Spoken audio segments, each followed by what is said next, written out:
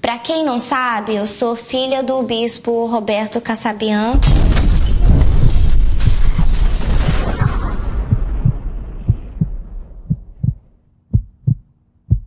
Olá, meu nome é Jaque e eu quero contar um pouco da minha história para vocês. Para quem não sabe, eu sou filha adotiva. Meus pais falaram para mim que eu era adotiva quando eu tinha uns 6 ou 7 anos. Com essa idade eu tava bem, mas quando eu fui passar para os 9, para os 10, para os 11, para os 12, já começou a afetar bem minha vida. Eu comecei a olhar para os meus pais com maus olhos. Eu comecei a ter raiva deles porque a gente mudava muito, eu sempre mudava de lugar para lugar, minha vida não era fixa, eu não tinha amigos fixos, eu não tinha uma casa fixa, minha vida era só de mudança quando eu era pequena. Então eu comecei a ter amizades, né, bem jovem, com 11, 12 anos, e eu comecei a ver a vida das minhas amigas. Todo lugar que eu passava, todo mundo tinha amigos de infância, e eu nunca tive isso. Então essa raiva, essa tristeza, esse vazio que começou, eu comecei a olhar para os meus pais com maus olhos. Comecei a brigar com a minha mãe. Eu comecei a brigar com meu pai por causa disso. Eu passei querendo viver com as minhas amigas. Toda a escola que eu ia era pessoas novas e com isso eu era atacada muito no bullying. Então eu comecei a parar de ir na escola. Eu não tinha paz. Daí começou minha tristeza funda. Daí começou meu vazio. Aí eu comecei a ir para as festas.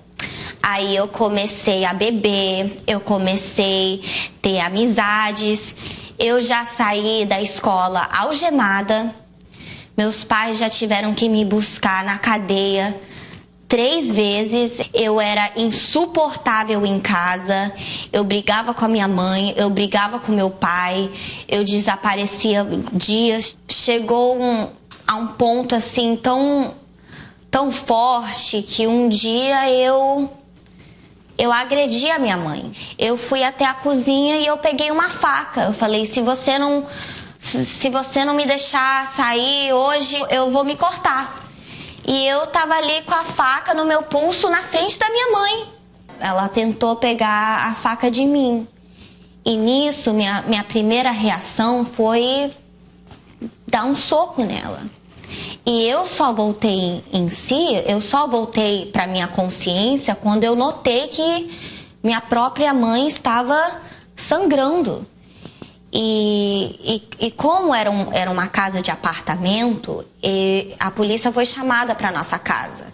E naquele dia eu fui algemada dentro da minha casa, levada à prisão. Já era a 4ª vez que eu estava indo para a prisão. E daí eu comecei a ter uma raiva, assim, eu odiava minha mãe. Então, eu com 17 anos e meio, eu vim morar sozinha aqui em Boston. Eu, morando sozinha, eu passei a ouvir vozes. Vozes assim mesmo, eu não conseguia ficar em casa. Eu passava a noite inteira na rua porque em casa eu não tinha paz. Em casa era um inferno. Eu não conseguia dormir, eu tinha insônia.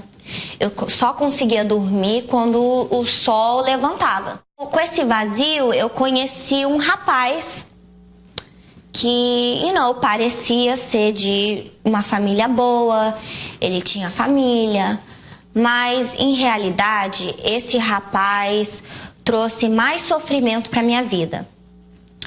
Porque esse foi meu primeiro namorado sério, né? Então, foi ali que eu me entreguei. Depois de 3 meses, ele começou a me trair. E com isso, meu vazio foi maior ainda. Eu fiquei completamente louca. Eu ligava para ele umas 10, 15, 20 vezes em seguida, sem parar. Ele não me respondia, eu aparecia na casa dele. E com isso eu comecei a me cortar. Eu comecei a cortar meus pulsos, né? Tentando me suicidar, não aguentava mais. Tinha uma voz ali que falava: se mata. E aí, já se inscreveu? Não? Então inscreva-se agora e continue assistindo. Ninguém quer você. Ninguém se preocupa com você. Foi aí que eu me meti também na maconha. Eu não conseguia ficar sóbria. Mas eu também, debaixo das substâncias, eu ficava paranoica. Eu era louca.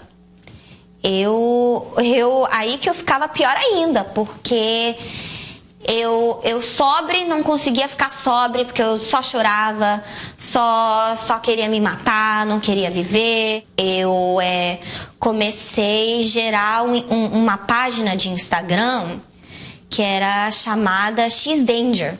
Passei a ser a Danger. Eu era perigosa, conhecida nas ruas de Boston. Nisso daí eu comecei a me meter no mundo de modelo. Eu comecei a ter sessão de fotos, né, pra me promover. Essa sessão de fotos era eu assim, basicamente nua. Eu em hotéis, eu na rua, sem roupa, era calcinha, era sutiã, era maiô, era roupas, né, piriguete mesmo. Eu apareci na frente de revistas, essas revistas aí de menina, só tem menina basicamente pelada. Eu passei na frente de revistas. Nos clubes eu comecei a conhecer celebridades. As minhas fotos tinha tudo 3, 4 mil likes. Eu era assim famosa. Eu não podia andar em Boston, em Everett, Malden, nessas cidades aqui ao redor de Boston. Eu não podia andar assim, né, assim maquiada, nada, porque as pessoas me reconheciam. Porque eu tava em capa de revista, eu tava em vídeos de música de artistas famosos. Mas quando eu chegava em casa, eu só queria morrer. Eu chegava em casa já embriagada, já com maconha na cabeça, e eu fumava mais ainda. Eu bebia mais ainda quando eu chegava em casa. Eu ficava parada no meu chuveiro chorando. Eu só queria morrer.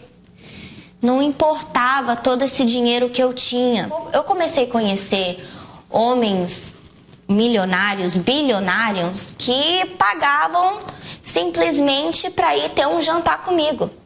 $1.000 para eu ir jantar com esses homens. Só que esse tipo de vida não dava.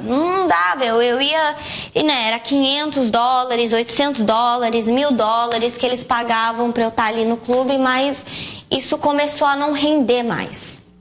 Esse dinheiro não rendia. Então eu conheci uma menina que ela era dançarina num clube aqui em Boston. Quando eu tava ali dentro daquele clube, vendo aquela menina dançar, tirando a roupa para dançar, usando o corpo dela para ganhar dinheiro, eu pensei, por que não? E foi daí que eu comecei a ser, eu passei a ser uma dançarina de clube. Eu comecei a dançar por dinheiro, nua mesmo.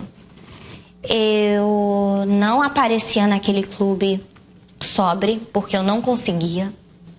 Pra falar a verdade, eu só assim lembro de umas coisas ou outras, de quando eu descia lá no quarto que as meninas se vestiam, mas quando eu tava lá em cima, lá no chão, dançando por dinheiro, tudo isso, eu não lembro. Eu tava 100% manifestada. E minha vida era isso, era festa aqui, festa ali, Miami um dia, Nova York outro dia, Chicago um dia, Atlanta um dia. Eu comecei a dançar em clubes em outras cidades, porque eram os clubes que davam mais dinheiro. E aparentemente eu tinha de tudo, eu tinha dinheiro, eu tinha status no mundo, né? Eu tinha status. Eu tinha ofertas, eu lembro o meu e-mail de modelo, eu tinha ofertas de homens milionários, bilionários, que me ofereciam $100.000, $50.000, para eu ir passar o fim de semana com eles. Eu mesmo tinha ódio de mim, eu passei a ter ódio de mim. Eu lembro até hoje, era uma quarta-feira que eu voltei e eu voltei para a igreja naquela quarta-feira e eu entreguei minha vida a Deus. Falei, Deus, tá aqui. Minha vida tá aqui. Eu não sei como eu vou viver, eu tenho um montão de conta para pagar, mas para aquele clube eu não volto mais. Naquele dia eu fiz um pacto com Deus, que eu não ia mais voltar naquela vida. Eu comecei a vir na igreja, eu comecei a ler a Bíblia em casa. Eu comecei no grupo jovem, eu consegui um trabalho muito bom. Eu deletei todas as fotos daquele Instagram que eu tinha. Deletei tudo. Eu comecei a jejuar, porque aí meu foco não era mais aquilo.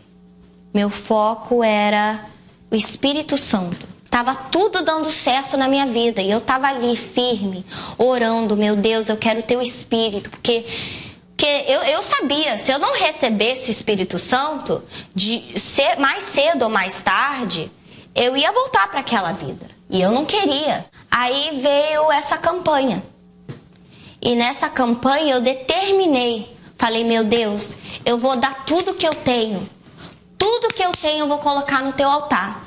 Mas o Senhor tem que me dar o teu Espírito.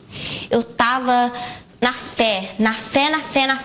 Eu já tinha colocado tudo que eu tinha no envelope, tudo que eu tinha de reserva da minha vida anterior, que eu não tinha nada salvado, né? Porque o dinheiro veio rápido, mas também saiu rápido. Mas o que eu tinha, eu coloquei no envelope.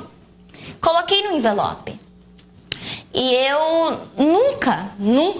eu nunca sacrifiquei no altar, porque eu não acreditava no sacrifício, mas eu foquei meu tudo